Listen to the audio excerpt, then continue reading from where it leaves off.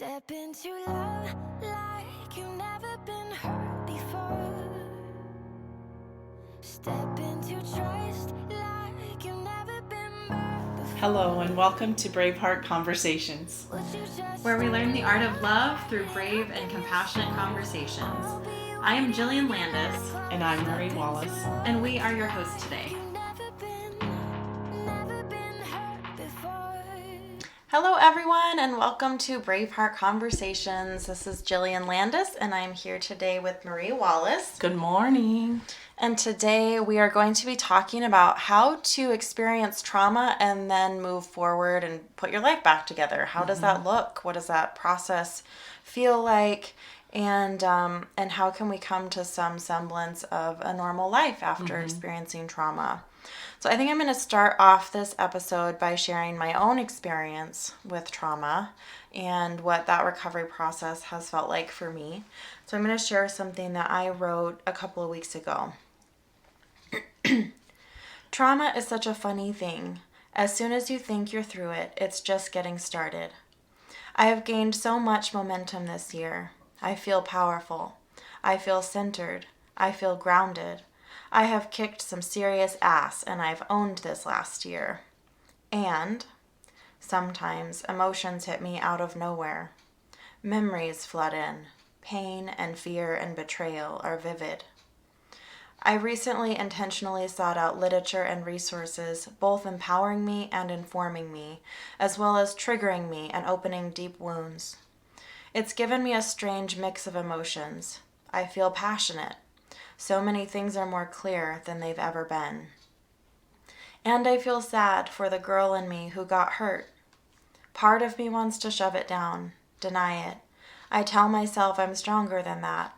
I just want it to be over. I mean, it's been over a year since I've been out of that environment, so why would I feel it now? But as the numbness wears off, I realize the powerful strength of denial and minimizing and justifying that kept me safe. Sometimes I just wish I was able to leave it alone, to stop revisiting, to stop being curious, to stop researching and trying to understand. But it's how I am built. I just don't walk away from shit. So, as I am uncovering these wounds and exploring my insides, I feel raw. The most bizarre things bother me and bring floods of tears. I realize there are wounds I cannot just pretend are healed. I want to push away and sabotage when I feel scared. Overreaction seems normal and reasonable sometimes. I realize I find an overwhelming amount of comfort in controlling my home and surroundings. Normal consumption of alcohol around me is grating and triggering and scary. Receiving happiness and love feels unsafe. Sometimes I feel like a child who is breaking the rules and is going to get in trouble. Listening to the girl in old audio clips and journal entries is tough. I struggle to love her when she betrayed herself without a fight. Sometimes I'm afraid of her. It's hard to realize my sensitivity impacts other people. It's difficult to find a place of grace in my heart for my messy wounds. It's challenging to allow my current sensitivities to be my normal, even if it takes time to heal, even if it's inconvenient. It's uncomfortable to let myself honor what I need, even when it feels ridiculous. I realize this journey of healing requires me to acknowledge all the sides of me. I am a badass warrior. I am incredibly strong and independent and motivated and driven. And I am a fragile, sensitive creature who crumbles and cries and doubts everything. So I will adjust my crown like the queen I am, fragile and strong, sensitive and dangerous, goddess and warrior. So for me, that's been my traumatic journey so far. And sometimes you really think that you've done a lot of healing, but like there was a lot of rebuilding that needed to be done in my life.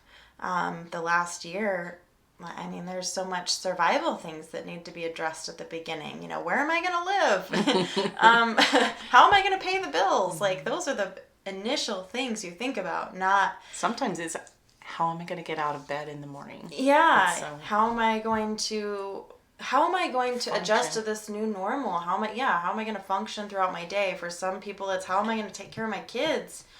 And I'm right away learning how to battle again with this person over my kids. Sometimes that isn't a clean break. So, there's a lot of survival that happens in the beginning, and trauma doesn't get to be addressed until you have a stable living situation. So, even though I thought, oh, I'm good, I've rebuilt everything, my life is great. No, that's the moment it hits you. That's the moment your body goes, oh, good. now we can take care of this now. So, it's interesting, some of the things that become triggering. Over the holidays, it kind of hit me out of nowhere. There's a lot of alcohol consumption. It's normal. And my brain goes, it's okay, Jill, chill the fuck out. People can have a glass of wine, and who cares if people drink a little bit? It's not a big deal. Right. But my heart goes, this is really scary, and this sucks, and I just want to cry. And the what ifs, and Yeah, and I get to honor that, and I get to say, maybe I just don't want to be around this particular situation, or I don't want alcohol in my house, or I don't want, I get to allow myself to have those things, and I don't get to allow my brain to beat me up for the things that I think should be normal and aren't normal right now. Well, it's just giving it time to ruminate about what's important to you, and how weighing out the decisions with both your head and your heart, because you need both. Yeah. I think sometimes we try to force ourselves into being quote unquote normal. And that may happen. I don't think that alcohol is going to be triggering to me forever. But it's okay. I can give myself permission for it to be triggering now. Exactly. So I think that trauma is very important to just respect your process and not judge yourself and beat yourself up for whatever surfaces. That's part of the journey. It's grace and compassion that we would normally give other people in the same situation, and sometimes we just don't give ourselves that permission. Right. Well, and I think that's an important point to bring up as well, is there may be people in your life who don't honor those needs and may minimize and downplay. What's your problem? That's silly. You should be over that by now. It's old news, yeah. There are definitely those people, and so this is where you get to determine what your boundaries are. For me, I have the right to having people who honor my safety. That's a boundary for me, and so that means I don't allow people in my space who minimize my trauma. They honor that process. So, or judge how you process. Judge in the first place of how you process, because the way you process it may be different than the way they do. So being honoring to you, she has to deal with it in whatever manner works for her, and whatever manner she needs. Because some people may choose not to look at things. Right. Some people may choose that they've processed it to this far, and that's good enough for them, and they're on a different journey than you are. And I think honoring that each person goes about grief in their own way is a really important part too, and being willing to fight for your way. So back to the boundary part, the way I do it is the way I do it, and I don't, going back to your unapologetic too. Yep. Yeah. The way I do it is the way I do it, and And I know for me, a big part of relationship trauma that I experienced was the self-betrayal was a big piece of that. And so moving through the trauma process of recovery is another opportunity for me to be there for myself, to have my own back, and to not betray what I need. So if it's a silly thing no, you can't bring alcohol to my house. Yeah. I get to do that. I get to have my back in that way. If it's certain ways of communication that are triggering to me, I get to have my back, and I get to say, even if my brain is judging, saying this is silly, I still get to say, no, this is how you're feeling, and I get to honor that, and it's okay. Well, you're stating what you need, and you're giving rules of engagement with yourself, right? This is what I need right now, and these are the rules I need to engage in this process. If you're going to be in a relationship with me, it's just really important. Yeah. And sometimes going back to our old selfish conversations, people will think that's selfish, and they can think what they want. Yep. It's still something I personally need. Yeah. I also think it's important to talk about the stages of grief. Yes. When we're talking about trauma, it's a really similar process to, losing someone, whether it's by death or divorce or some sort of loss. It's still loss. Losing your job. Grief. Yeah. Yeah. So I just want to briefly go through those 5 stages. At the beginning, there's a denial, which I think goes hand in hand with that survival mode. There's stuff that has to be done immediately, and most types of grief. If you lose someone to death, if you lose someone to divorce, whatever the reason is, there's a whole lot of shuffling around that needs to happen. But it's also, denial is also a result of being in shock. Yes. And I think sometimes we don't give ourselves enough time to feel that shock and let it just reverberate out. And, just like real shocks, is you feel it and let it reverberate out of you. And denial is that part that absorbs. This doesn't feel real. Doesn't feel real. Yeah. Yeah. Yeah, I'm just processing and integrating this truth. Yeah, and I'm not there yet, and that's okay. Yeah. And then the next phase is anger. Once you realize this is real, you're stinking mad. This is real, and now I'm pissed about it. And this is generally where you have those blaming feelings that come up. Why did he have to do that? Why did he have to be that way? If he wasn't, then we'd still be together, and this would still be okay, or whatever. Or shaming for your decisions that you made. Yeah, totally. You could be angry at yourself. You could take on blame. So you feel all those angry feelings. Why did I let this happen? I also think it's important, for me, journaling was a huge part of the process, and I allowed myself to be angry in my journal, and it was very just raw and unfiltered, and everything I knew I wasn't supposed to say. Yes. And swear like crazy. And if you're worried about someone reading it, burn it. Well, and for me as a coach, there are certain ways that it's like, well, I know that I get to take responsibility for my actions and blah, blah, blah.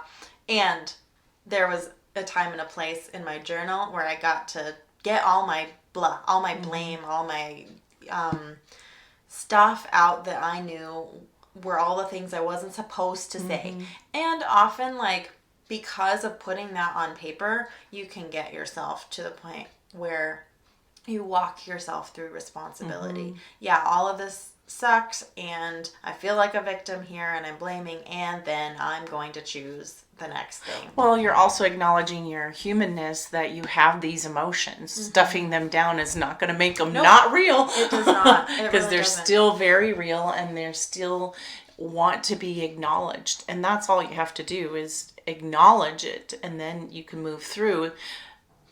But sometimes when we're in grief, we're going, well, I'm not supposed to feel that way. I'm not supposed to feel anger. And actually that's come up for me a lot in this last month is good girls don't get angry. Good girls would know how to handle that. Well, okay, journaling is a way to do it. But if I'm still suppressing while I'm journaling, because I've done that before too, where I'm journaling and I'm so afraid that someone's going to see it or read it and see me swear or see me, icky and gross. And then it doesn't get resolved. And so it's really okay for you to get as ugly as you need to. It doesn't mean that's who you are. Right. It's just a feeling that you have. And fortunately, those feelings go in waves and don't show up as often.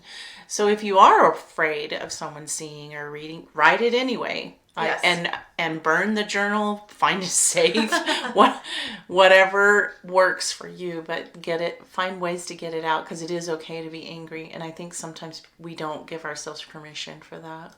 Yeah, and actually, I have kept all of my journal entries, and it's been really enlightening to, I know on my anniversary or the anniversary that would have been, I looked back at my entry the year before, and it is very healing to see the stark contrast of where you were and where you are. It can also be really a great part of this grief process, because you do change so much that you can look back at where you were and say, wow, that was a crazy empowering situation. too. It's very empowering. So burn it if you need to, but there is value in going back and reading where you were at. There's so much power. I didn't burn mine, but I agree. Some people need to, yeah. Yeah, if you're in a situation that's harmful.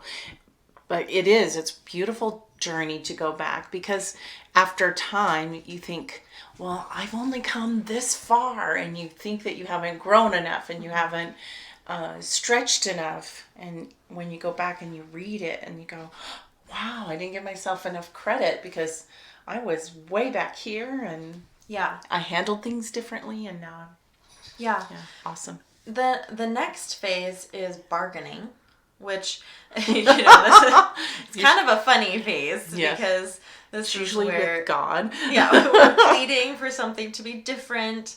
We don't like this, and what do we need to do to make it the way we want it? We're just really in this resistance phase to what is. And I think this cycle happened for me many times, actually, within the relationship before it was ended, as I was struggling to be in that trauma, where I would beg and plead and bargain for love, for not drinking anymore, and the things that were creating unsafety in my home. Those were the things that I tried to bargain out of. Well, and because the alternative, being out of the relationship, sometimes is scarier because it's unknown. Yeah. So we bargain to stay in that relationship because it's so scary to be in that other spot. Yes. So, but that's a normal part of that phase. Depression. That's when we really start to realize this is not going to change. But you're kind of still sitting in it. I don't like this, and I can't change it, and it just sucks. Yeah. And so you might experience a slump, and then acceptance is that last phase, and I feel like these are pretty close together. The acceptance is really, the depression, you're in acceptance, but you don't want it to be that way. Yeah. In acceptance, I think the distinction is, you realize it's not going to change. It's reality. And it's not so bad. Or now what? Now what do I do? Yeah. Yeah. Because there was definitely a phase for me where that flipped. And it was like, this really isn't so bad. And then there's another flip for me where it's like, oh, this is actually much better. And these, I want to go over the part that it doesn't always go in this cycle. It can weave in and out of different stages. It's not always in that exact order, because because relationships are layered and feelings and emotions are layered, and you can maybe weave back and forth in a few places until you do resolve it and get to that acceptance phase. So just know, you'll feel that moment of acceptance on some part, and then you reopen a wound and you have to, start over again. But it may not go in that order.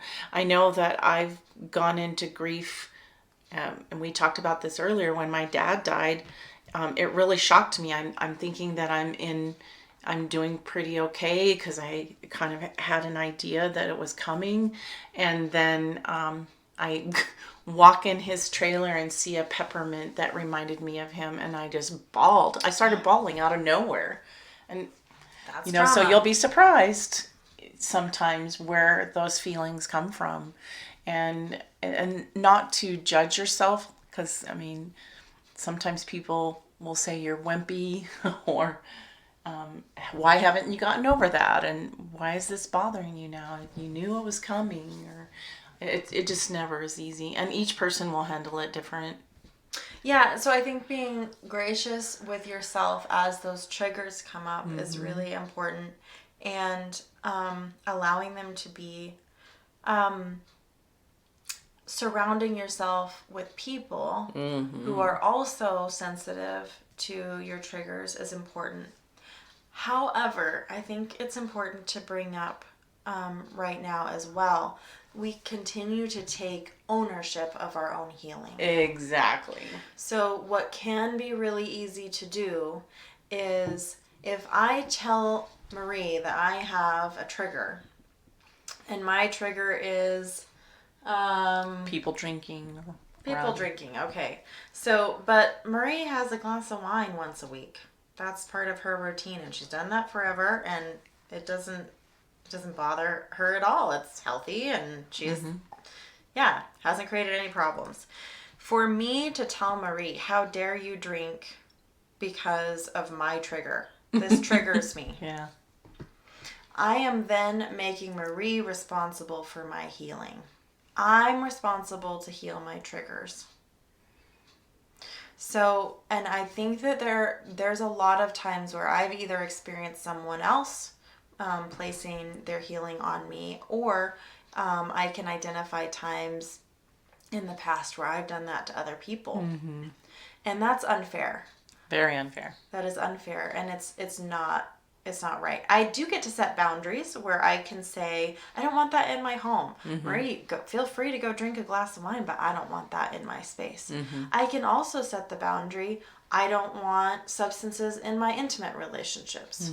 That can be a boundary for me, because this is what I'm choosing.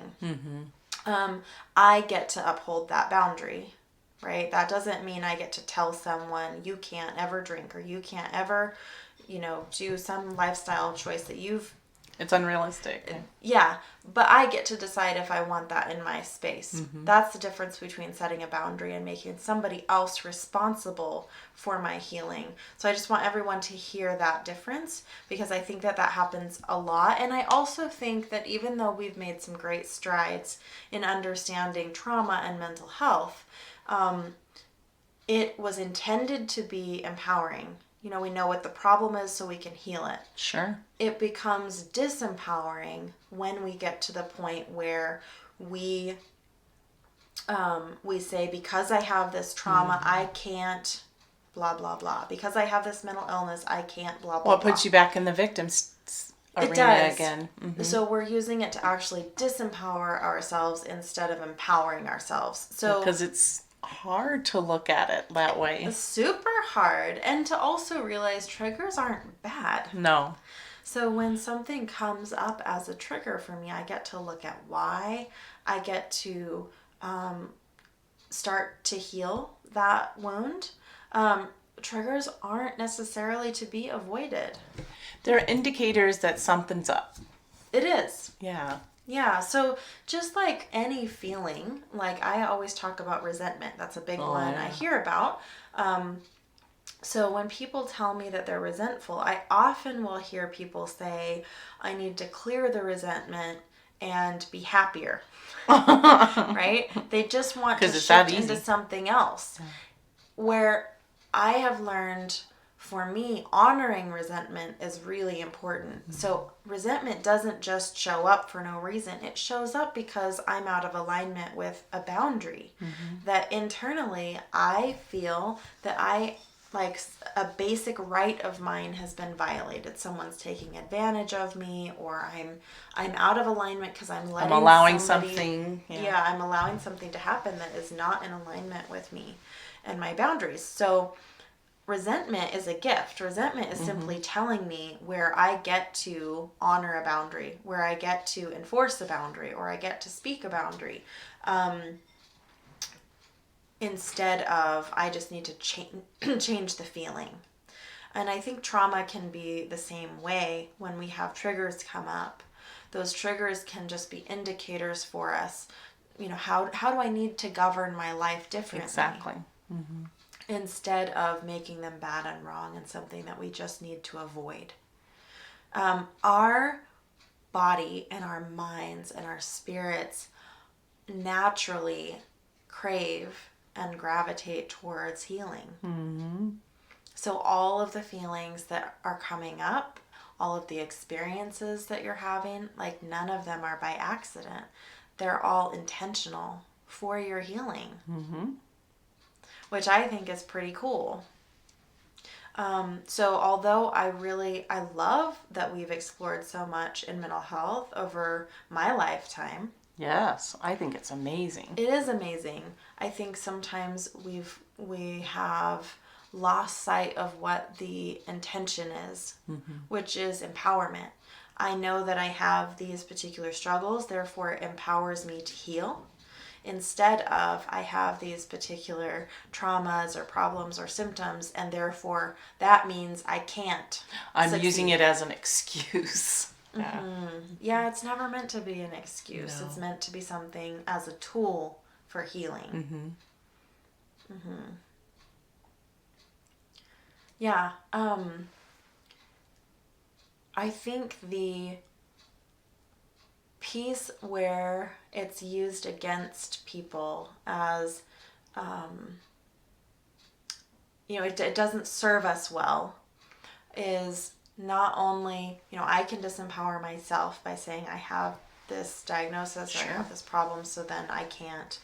I think I've seen mental health professionals also do that to other people. You have this problem, so therefore you can't. Or you'll never have. And people accept that as truth and valid and the only truth, right? Yeah. So I think those are all really important pieces to talk about in recovering from trauma. Don't use it against yourself. You hold the pen. Even if you are victimized, you hold the pen in your life to write the end of that story. You get to move forward. Or rewrite that story too. It's vital for you to do that, to rewrite the ending or to give it a new ending. And usually the things that we have traumatized us end up being ways that we can serve others and help others too, because I've seen that happen time and time again, where people take something that happened to them and they're able to heal and help others when they get past it. So that's a stage as well. If you're a servant leader, just know that you can lead the way for some people to see a way out, because you've been brave enough and courageous enough to get yourself through it, and you can see things that others can't see. And who's to say that maybe mental health or traumatic PTSD and those things aren't ways to elevate ourselves quicker? Like, maybe because it's in our faces a little bit more, we get to see it more. We can't hide it or suppress it or push it down. The awareness is way higher, and so maybe your path could be more accelerated. I love talking about trauma in like that recovery phase where you are writing and telling your story, whether you're speaking or you're just sharing one-on-one, you're helping somebody else through it, you're writing. I think sharing your story is incredibly healing, not just for you, but for other people, because just like the Me Too movement, nobody knew how many people were affected until that started, and then it was overwhelming. And they felt alone in that. You're not alone in feeling your trauma. Right. And the more that you feel that you are empowered by your story. You're empowering others to speak up as well. Absolutely. Yeah, the more you talk about it, the more you share, the more you realize you're not in isolation. And you bring other people out of isolation too, because so many people think they are isolated. So many people think that they're alone. It also diffuses the power of the story over you. It does, and I think it diffuses the power of the individual if your trauma is that way. For me, by telling my story, that was so scary, especially at the beginning, because it's hard to overcome that really false sense of power that person had over you. And so by telling your story, you kind of fly in the face of that. And everybody has these nightmare stories of what they think is going to happen. And there are the cases where people do put themselves in danger. And, there are always those awful horror stories. But more often than not, those people that we thought were super powerful and bullies have far less power and are way more, they have more bark to their bite. Yeah, exactly. When push comes to shove, they're really small. Yeah, they have really loud, big voices and not a whole lot to back it up. And so sort of reminds me of pit bulls. You know how they look so big and scary, and they're really sweethearts. Yeah, a lot of them. That's are not a big good babies. metaphor, but it's still like that. It's somehow, it's bigger and scarier because we've made it that way. Especially if we've heard that story or repeated that story in our mind over and over again. It can be a big thing to overcome because you've told that story to yourself so many times. It does seem overwhelming and true. It seems so true. Yeah. So to have those fears, to have them, and then it's not about getting rid of the fear. It's about doing it anyway, facing it anyway. That's where the courage comes in. And then after the fact, after facing it, when those fears seem so vivid, that's when you really feel the empowerment that happens after, because you did it anyway. It's not ever waiting for that fear to just pass. The fear won't pass. Nope. Not until you face it. When you face it, then you have some chance of dispelling that fear and integrating it. And you'll be quite surprised that, the thing that you feared was really an illusion. And, it's just so nice to dispel those. And you're like, oh, that wasn't as near as bad as I thought. Right. Because it made it so big in my head. Yeah, it's a very, very empowering thing. So you can let it cripple you or you can let it build you. Yeah. Yeah. I feel like we have talked about a lot of different elements of trauma and that healing. Really great. And the biggest takeaway is, face your fear. Go through the stages and know that it's okay. It's really okay for you to feel all the things that you're feeling and not allowing others to tell you how you should feel. I think that's an important takeaway as well. Just honoring yourself in the process of all that you're going through. And it doesn't look any certain way. There's no real path.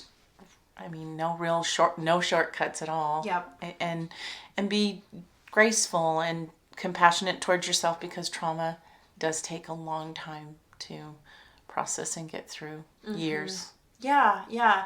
So just the allowance of letting it come up whenever it comes up and being okay with that. Yeah.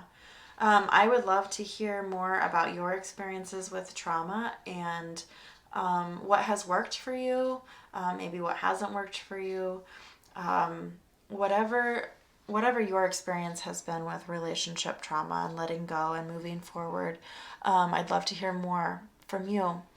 And also know that this came up because someone asked us some questions. So know that your questions, your stories are all valid and important. So if you have some questions, make sure you ask because it's beneficial to everyone. So true. Yeah. So if you have clarifying questions about this, please for send reals. them in. If you have a question about something else, yeah, we are listening. We are definitely listening. So we will be here again next week. We're here every Thursday. And we just love having these conversations. It always is a highlight of my week. Mine too. And so with that, I hope that you all... Oh, I did not give you any contact information.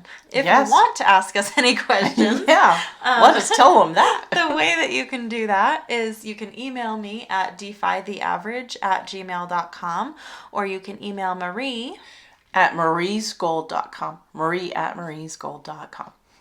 And with that, I will close up, and we will see you again next week, or I suppose you'll hear us again next For week. real? Yeah. Maybe one of these days you'll see us. Yes, we enjoy this. Have a great week. Yeah. Bye-bye, guys.